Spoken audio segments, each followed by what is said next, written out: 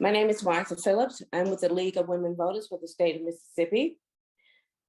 We are here to conduct interviews today for candidates for the sheriff of Hinds County. The League of Women Voters is a nonprofit organization. We're nonpartisan. The League provides voter education to help voters make informed decisions.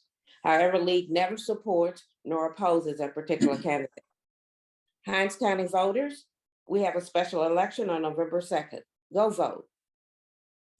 Vote between the hours of 7 a.m. and 7 p.m. to elect a new sheriff, a county judge, and a District 5 constable. Today, we have sheriff candidate Eric Wall. We're so happy to have you here with us today, Mr. Wall. Thank you. To prepare you for the interview, I'll give you a question and you'll have a minute and a half to respond. Sure. The first question is, what is your experience and education that prepares you to be the Hinds County Sheriff? Okay. Again, my name is Eric T. Wall. I am a lifelong resident of the city of Jackson, Hinds County. I had joined the Jackson Police Department in 1985. I have 31 years with the Jackson Police Department, from the ranks of patrol officer all the way to the ranks of deputy chief of operations for the Jackson Police Department. I retired after 31 and a half years from Jackson Police Department. I remained in the Jackson Police Department Reserve. I worked for the Pelahatchie Police Department as the chief investigator and over internal affairs. As well, I am a veteran of the United States Army Reserve. I am a graduate of the United States Army Non-Commissioned Officers Academy. I attended Linear High School. I played football. I have 3 years of college from Jackson State, and I played football for Jackson State. So I have many, many levels of education as it relates to law enforcement, instructor levels, such as weapons of mass destruction, homeland security, officer safety, and various other levels of law enforcement training and instructor level training. Thank you. The second question is, the Hinds County Detention Center is under a U.S. Department of Justice consent decree demanding improvements at the detention center. How will you address the consent decree? First of all, the consent decree actually came into play in 2015. The lawsuit for the consent decree was actually not filed until 2016, with a starting date of June of 2016, with dash and no end date. Now, the consent decree actually came into play because of the lack of due process, inhumane treatment, and a number of other issues relating to training of the employees. Now, under the past administration, that was one of my jobs to oversee the detention center. We were able to move the needle. We opened up CPOD, which had been closed since about 2015 due to the riots. So we were able to get the Board of Supervisors on board, and they allocated the money. We were able to change the doors out, which did not lock, from sliding doors to swing doors. We're working on BPOD right now. So it's going to take a investment, a large investment, millions of dollars from the Board of Supervisors to get in and make some changes so that we can meet the stipulated orders from the Department of Justice. Now, it's got to be made clear between an order, which is a directive from the judge, a proclamation from a judge, which is a federal judge, and a stipulated order is an agreement between the involved parties. So we have a number of stipulated orders that we must meet. The mandate for a detention officer, state mandate, is 92 hours of training. Once we took over, we knew that that was not enough in order to just instruct on the consent decree. We increased the number of mandated hours to 120. We hired in the past 20 months more than 200 employees. So we want to keep that going because training and the hiring and retention of detention officers is part of the consent decree that we must meet in order to even move the needle farther. Okay. How do you plan on recruiting, training, and retaining more officers? As it relates to deputies, we don't have a problem with recruiting as well as retention of deputies. Our issue is in the detention centers. We have the Jackson Detention Center, we have Raymond Detention Center, and we have the Work Center.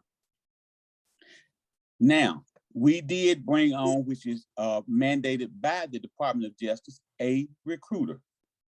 So that person's in place. We had a number of positions that was mandated by the Department of Justice, and we were able to fill all the mandated positions. So we're doing good in that particular area.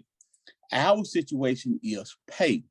Again, it's going to take a concerted effort between the sheriff and the board of supervisors to move that needle. Pay is one of the issues. It's a budgeting issue. And over the past 20 months, the first year, we were able to get a 2% increase in pay for our detention officers. As well, this next budget cycle that we just started in October, we asked for a budget increase for our deputies. Also a stipend for all of the sheriff department employees in the amount of $2,000, a one-time stipend. So the board of supervisors took that under advisement, and we have the document in place to show that we were the first ones to submit a $10 million budget request. So the board of supervisors picked it up, and I believe that they've already approved a $2,500 stipend for all of Hinds County employees. So that's a great thing. Okay. What are your strategies for crime prevention to make Hinds County safer? Well, you'll hear a number of candidates talk about this. It's called COPS, Community-Oriented Policing Strategies. It is nothing new, but a lot of times in our community, it falls by the wayside. Now, I believe in COPS on steroids. That means that not only are the patrol officers going to practice this concept, but every member of management, we're going to go out and we're going to engage the community. We want to put an advisory panel in place for the community, which will consist of educators, clergy, medical, mental, business people. We want to allow the community to pick some of these people that's going to be on these different boards. Now, each municipality in Hinds County has their own police department. So with that being said, we want to utilize these police departments to go into their community and choose someone that they can put on this advisory panel. We want to also target our juveniles. That's a huge problem all over the county. So I was just recently talking with a young man that's in music. He's been donating musical instruments to schools. We want to bring that young man on board because he's got some good ideas and put him on that youth advisory panel. And let's try to get some understanding out of what's going on with our youth in our communities. Okay, thank you for that. The last question. Law enforcement in Hinds County consists of the sheriff's office plus police departments in 6 municipalities. How do you see all these agencies working together to be more efficient? Well, the answer to that question, ma'am, is what we did prior to the passing of Sheriff Vance. It was my responsibility to pull all of these agencies together, not only in the county, but outside of the county. Prior to COVID in 2019, we were already having meetings, monthly meetings with the agencies outside of the county, the sheriffs and police chiefs, as well as, can you hear me? Okay, as well as the chiefs of all the municipalities. Now, what we did in order to enhance that, we went and deputized the chiefs of police in Utica, in Edwards, in Byram, in Clinton, in Jackson State University, the University of Mississippi Medical Center, Hinds Community College, and we have partnered with them. They are deputies. So when situations happen on the outskirts of their jurisdictions, they're able to go out and do some additional police work. So we have worked very hard to build that relationship, and it was working very well until the passing of Sheriff Vance. So we hope to go back and rebuild that bridge that we've already put in place. Excellent. Okay, thank you, Mr. Wall, for joining us today. And voters of Hinds County, reminding you that November 2nd, please go out to vote. Thank you. That concludes our interview. Thank you so very much. Thank you.